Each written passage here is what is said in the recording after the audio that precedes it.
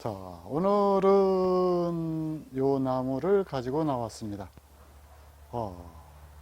그림으로 볼 때 무슨 나무인지 대충 짐작은 하는데 수형이 좀 특이하지요. 이것은 모가나무인데, 모가나무를 이런 무늬목 형태로 키우는 것은 그리 흔치가 않죠. 그래서 좀 뭐라 그럴까, 수형으로 보면은 좀 특별한 그런 나무죠. 이 모가는 우리 재래종 모가가 아니고 이 접을 해서 키운 닭모가입니다. 모가는 우리 보통 재래종 모가, 그 다음에 이 그림에서 보는 것처럼 닭모가, 그 다음에 아주 조그만해도 열매가 잘 열리는 일세성 모가, 이런 식으로 구분이 가능한데, 모과 하면은 가장 먼저 떠올리는 것이 못생겨도 향은 좋은 이 모과 열매죠. 지금 여기 모과 열매가 이렇게 열려 있는데, 모과 열매고, 그 다음에 두 번째로는 이 숲이 이 국방생문이라고 말해지는 이 숲이 이걸 가장 많이 떠올리죠.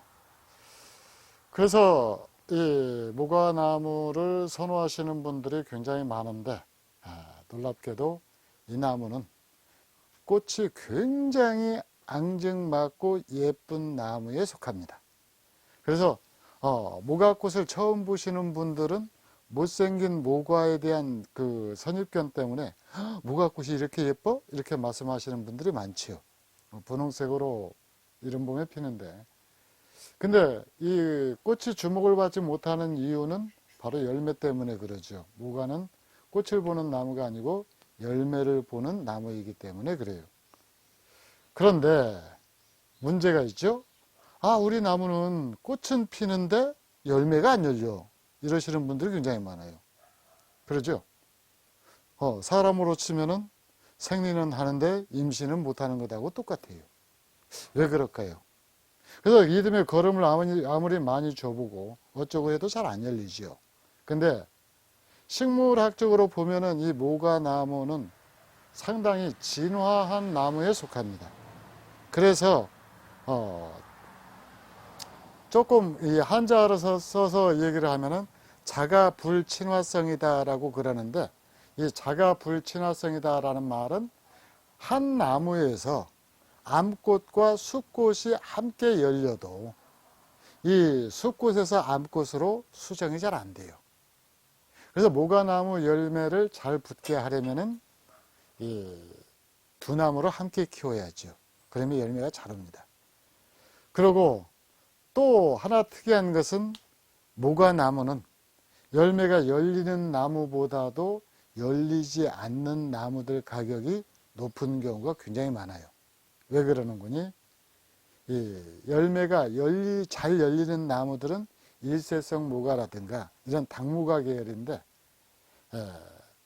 재래종 모과는 이 화분에 올라와서 열매를 여는데 아주 오랜 시간이 걸리죠. 그리고 열린다라고 하더라도 이게 뭐라 그럴까, 이 당모과처럼 해마다 열리는 경우도 그렇게 흔치가 않아요.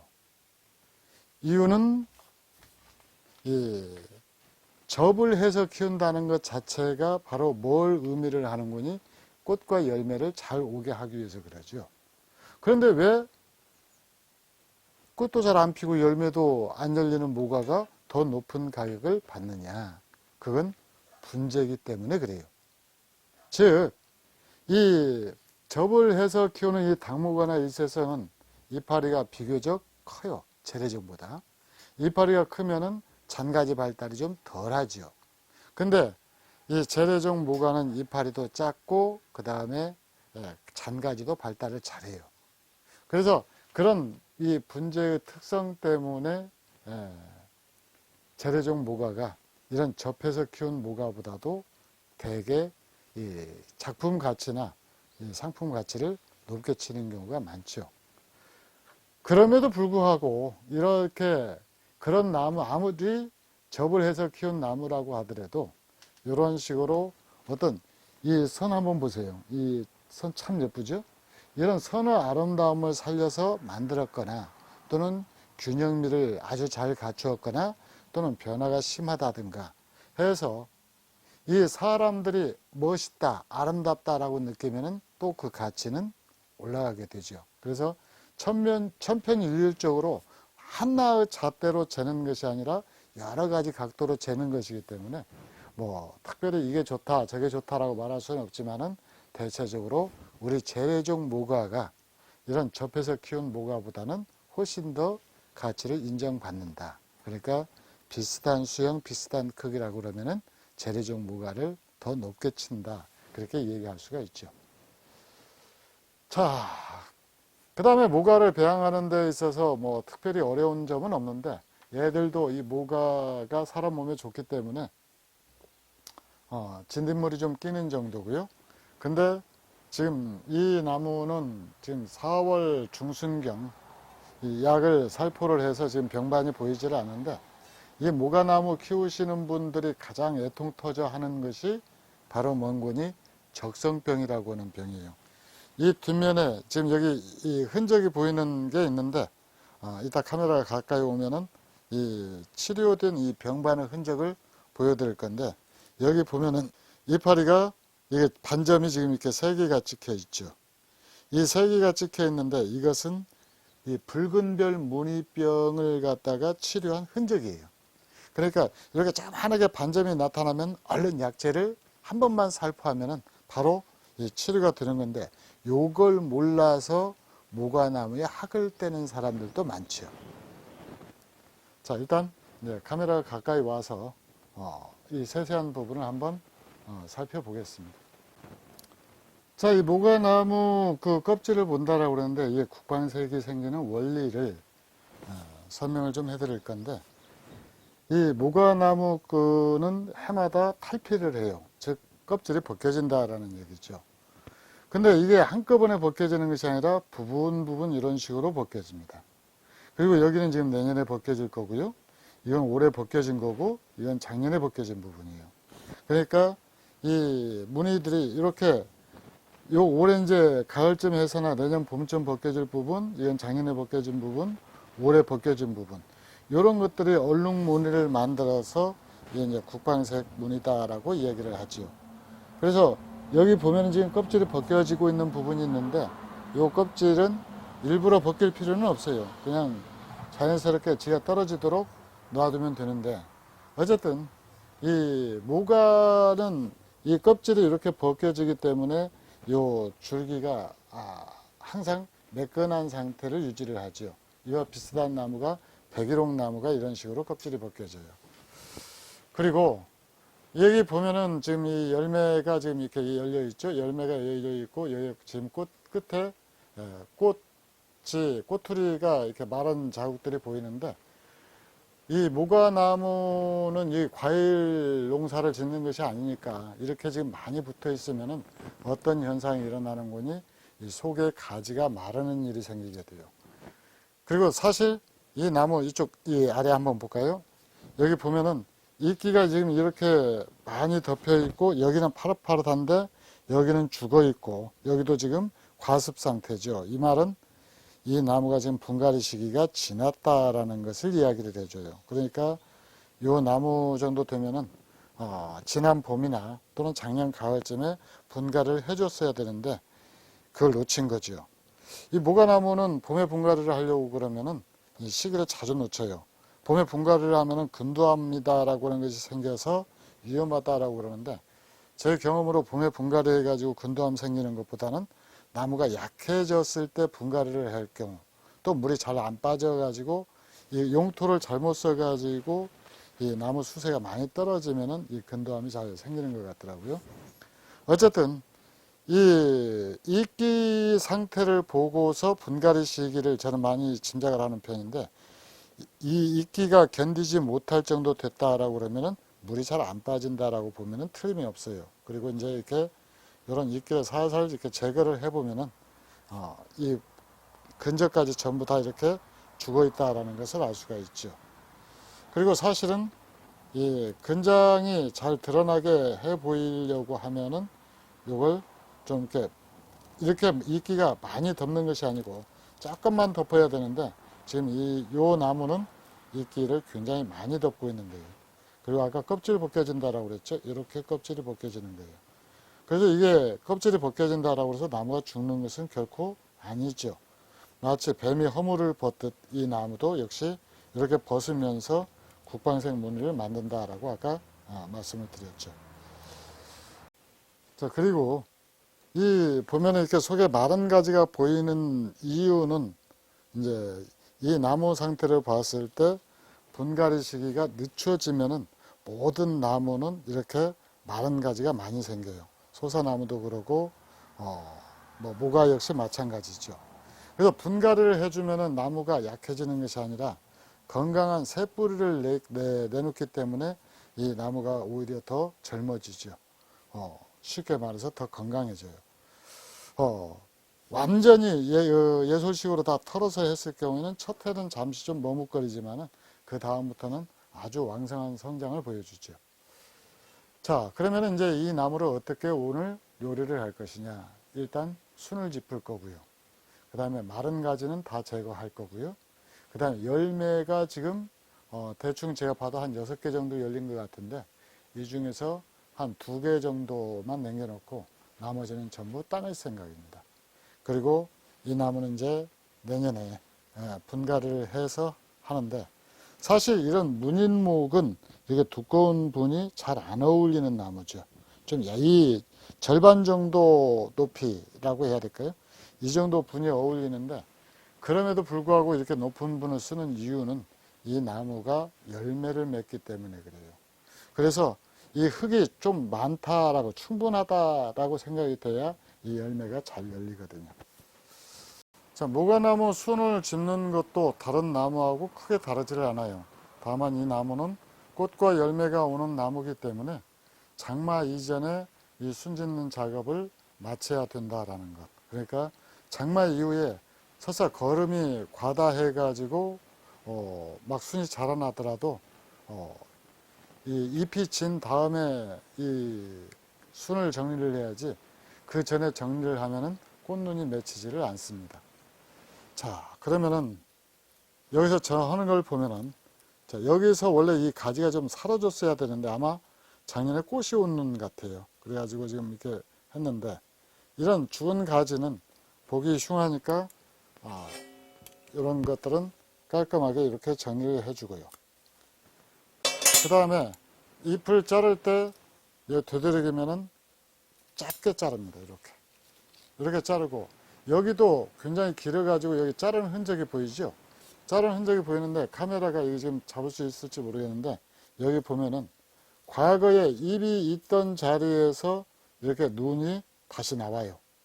그러니까 이 소제목일 때는 나무를 갖다가 키워가지만은 이 나무처럼 거의 완성목이다라고 하면은 이때부터는 키워가는 게 아니라 줄여가는 거예요. 그래서 항상 일정한 크기를 갖다가 유지를 해야 되죠. 자, 이쪽 한번 볼까요? 그래서 여기도 보면은 바깥으로 이렇게 바깥으로 난 잎 모든 이 가지치기는 순자르기나 이런 것은 이렇게 바깥으로 난 잎을 남겨놓는다라고 그랬죠. 이 가지가 무조건 바깥으로 뻗어야 되기 때문에 그러고 그 다음에 위로 뻗는 가지를 남겨놓는 것이 아니고 밑으로 뻗는 가지를 남겨놓는 것은 바로 이 가지가 자라면서 밑으로 해서 다시 위로 올라오고 밑에서 위로 올라오고 해서 파도 치는 모양이 되기 때문에 그래요. 그래서 이런 나무들 같은 경우는 이렇게 이제 방향이 틀어지면은 이런 나무는 철사를 걸어서 이렇게 방향을 잡아줘야 되죠. 그리고 이렇게 자른 자리에서 이런 식으로 나오는 순들을 갖다가 소중히 여겨야 되는데 이 나무를 키워가는 방법은 이 나무한테만 따로 거름을 줄 수가 없죠. 그러니까 이 도장하는 가지들 이게 길게 도장하는 가지들을 갖다가 이런 식으로 억제를 시킴으로써 요 힘이 분산되도록 해주는 것이 지금 순치기의 목적이에요. 그래서 제일 처음에 여러분이 보셨을 때 굉장히 어수선했을 텐데 이렇게 몇 개 안 되는 순만 정리를 해도 나무가 금세 모양을 잡아가죠. 그래서 누구는 이 제 손을 마이다스 손이다라고 얘기를 하는데 제가 볼 때 여러분들 누구나 이 원리만 알면은 다 마이다스 손이 될 수가 있어요. 그러니까 작게 자른다. 그 다음에 잎은 바깥 방향을 향한 걸 남겨놓고 자른다. 요 두 가지 원칙만 지금 지켜서 이런 식으로 해주면은 요런 순을 자름으로써 이 안에 있는 약한 순들이 세력을 받는 것이다. 그래서 이것은 혼자 이런 식으로 쭉쭉 뻗어 나가는 것을 분재는 원치를 않죠. 가지 모두가 고르게 성장하도록 돕는 것이 분재의 핵심이다라고 얘기를 할 수가 있어요. 그래서 지금 몇 개 자라지 않고 있는데 이렇게 잘라주면은 나무가 어느덧 모양을 딱 잡아가게 돼요. 그리고 예를 들어서 이런 나무가 있다라고 그러면은 한번 보세요. 여기서 지금 여기까지 굉장히 멀거든요. 이파리까지. 안에서 도장이 나오려고 그러면은 지금까지 배운 대로는 이렇게 이렇게 잘라야 되죠. 잎이 위로 나와 있는 것이 아니라 옆으로 나와 있는 놈을 남겨놓고 자르니까 이렇게 잘라야 되죠. 그러면 굉장히 길어요. 그럴 때는 하나만 남겨놓고 이렇게 잘라주는 거예요. 그리고 이렇게 죽은 가지들은 이제 바로바로 정리를 해주고요. 여기도 예를 들어서 한번 볼까요? 자, 요 가지 보면은 여기서 여기까지 지금 길게 자랐는데 이 안에 치를 남겨놓고 바깥치를 이런 식으로 정리를 해주는 거죠. 그래서 이 분재는 길게 키워가는 것은 소재 때의 일이고 이렇게 분생활을 오래 한 나무 같은 경우는 이런 식으로 줄여가는 것이 분재를 하는 방법이다. 나무 순정리를 하는 방법이다라고 생각하면 돼요. 근데 지금 이 잎이 보면은 이 노란색이 좀 들고 이렇게 돼 있죠. 이것은 지금 제 짐작한데 이것은 거름 성분이 아니고 미리양 원소라고 그러는 게 있어요. 이 미리양 원소는 인공적으로 보충해 주는 것이 아니고 이 흙에 포함되어 있는 이 철이나 망간이나 뭐 이런 것들, 구리나 뭐 이런 것들인데 이 지금 미리양 원소 결핍 현상 같아요. 이건 어떤 식으로 해결이 되는 거니? 분갈이를 해줘서 새 흙을 채워 넣어주면 돼요. 그래서 만약에 지금 상태에서 이것이 굉장히 이런 상태가 지금 보기 싫다 그러면은 이 위에 흙을 갖다가 일부 수압이 센 걸로 해서 좀 씻어내고 털어내고 새 흙을 채워주면은 이런 현상이 이런 현상에서 벗어날 수가 있죠. 그리고 소나무 같은 경우도 이렇게 노랗게 마치 뭐랄까 암 걸린 환자처럼 약한 경우가 있는데 그런 경우도 역시 마찬가지 방법으로 이 싱싱하고 건강한 잎으로 되돌릴 수가 있습니다. 그러면은 왜 분재에서는 이런 현상이 일어나는 거니? 분재는 한정된 공간 안에서 나무가 뿌리를 내리고 성장하기 때문에 그래요. 자연 상태에서는 뿌리가 옆으로 길게 뻗어 나가면서 그런 미량 원소들을 찾아가지만은 여기는 흙이 한정되어 있으니까 요게 이런 현상이 일어나는 거죠. 자, 이게 보시는 것처럼 이 밑부분에서 잘라낸 가지들은 순들은 그래 길지가 않았는데 위로 올라올수록 이런 식으로 순이 굉장히 길어지죠. 이것은 나무가 가지고 있는 정화우세, 즉 수간부가 다른 부분보다도 더 강하게 세력을 받아서 성장하는 그런 특성 때문에 그래요. 이건 관목이 아닌 경우에는 대부분의 나무들이 똑같은 현상을 보이는데 이건 일전에 말씀드렸던 것처럼 지난주에 말씀드렸던 것처럼 나무가 되도록이면 햇볕과 바람을 많이 쐬려고 그러는 것이죠. 자, 그래서 되도록이면은 이렇게 가장 잎이 나 있는 것 중에서 가장 안쪽에 있는 나 있는 잎을 제외하고는 이런 식으로 잘라주면은 뭐 우리 지금 잠깐 얘기하는 사이에 거의 다 잘려져 버렸죠. 근데 이 돌리다 보니까 지금 열매 하나가 지금 눈에 띄는데 이 나무는 이 열매는 웬일로 그 적성병에 걸린 흔적을 고스란히 갖고 있는데 한번 보실까요?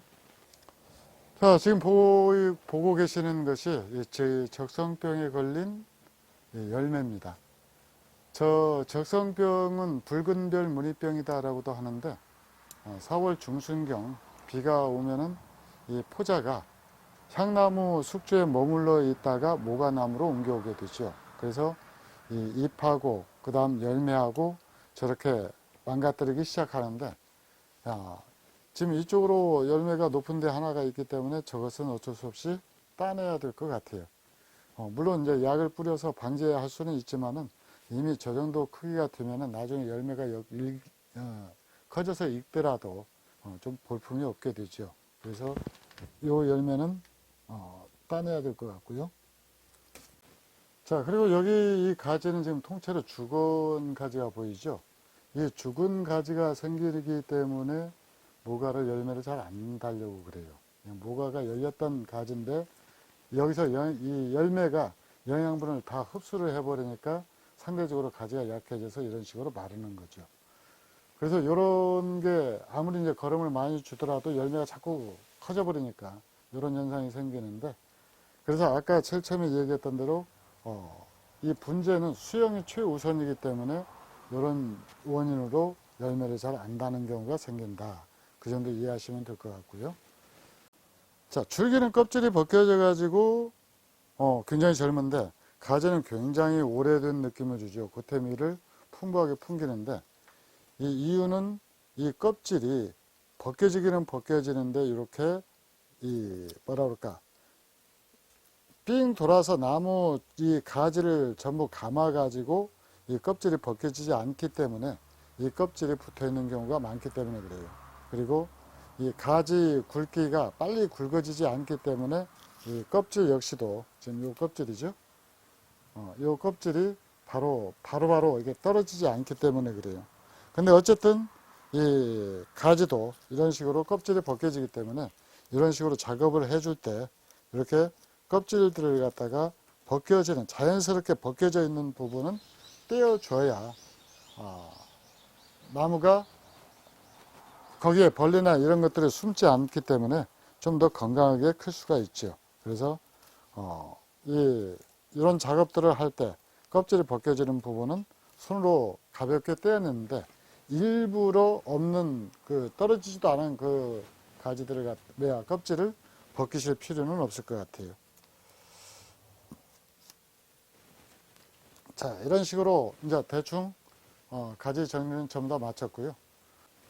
자, 이런 이유로 해서 이렇게 마른 가지가 생긴 것들은 여기를 깔끔히 이제 정리를 해줘야죠. 그래서 이 호카이, 이게 지금 소품을 다루는 호카이인데 호카이로 이렇게 깔끔하게 타내고 여기에 카토파스타를 붙여주시면 됩니다. 그래서 이렇게 가지가 마르는 거 보니까 나무가 굉장히 약한가 보다라고 생각하실 것 같은데 그렇지는 않아요. 이 안에 조금만 돌려보면은 이 안에서 또 부정화가 지금 나오고 있고, 그래서 부정화가 나왔다라고 하는 얘기는 그만큼 나무 세력이 어느 정도 담보가 되고 있다라고 얘기를 할 수가 있죠. 어쨌든 이런 식으로 해서 마른 가지들 이것들을 갖다 전부 다 정리를 하고, 이 나무가 좀 길어져서 나는 더 줄이고 싶다 그러면은 올해 꽃과 열매를 모두 포기를 하고 여기 이런 데서 짧게 다 잘라줍니다. 짧게 다 잘라주면은 얘들이 2차 순이 나오게 되는데 그 해하고 그 이듬해 꽃과 열매는 포기를 해야죠. 그 대신에 나무 수영은 어느 정도 갖춰지겠죠. 자, 이렇게 해서 기본적인 작업은 마쳤고요. 마지막으로 지금 이 화분 위에 있는 이끼들을 전부 걷어냈죠. 물을 주면 물이 잘 빠질 거예요. 그런데도 불구하고 이 이끼를 걷어내는 이유는 이끼 때문에 분이 마르는 속도가 좀 떨어질 수 있기 때문에 그랬고요.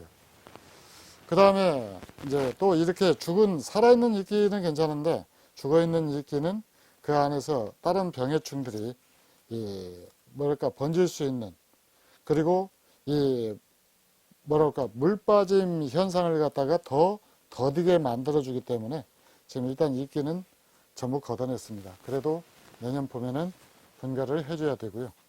자, 제일 처음에 굉장히 어수선했던 나무들이 이렇게 가위질 몇 번으로 깔끔한 모습을 보이고 있는데, 이런 식으로 정리를 한 다음에 이제 지금부터는 가을까지 그대로 이대로 열심히 거름 주면서 키워가시기만 하면 모과 관리는 끝이 납니다. 이후로는 나무가 아주 약해져 생기는 근도암이라든가 이걸 제외하고는 특별 병해충도 없고요. 그냥 다른 농약 줄 때 같이 지난번에 제가 농약 주기 위해서 보였던 그 농약 주는 방법 거기에 맞춰 가지고 저희 같은 경우는 한 달에 한 번 정도 그래서 4, 5, 6, 7, 8, 9월 달까지 제가 5번 정도를 주는데 그렇게 해서 관리해 주시면 되겠습니다. 자, 이상 예솔분재원 이재룡이었습니다. 감사합니다.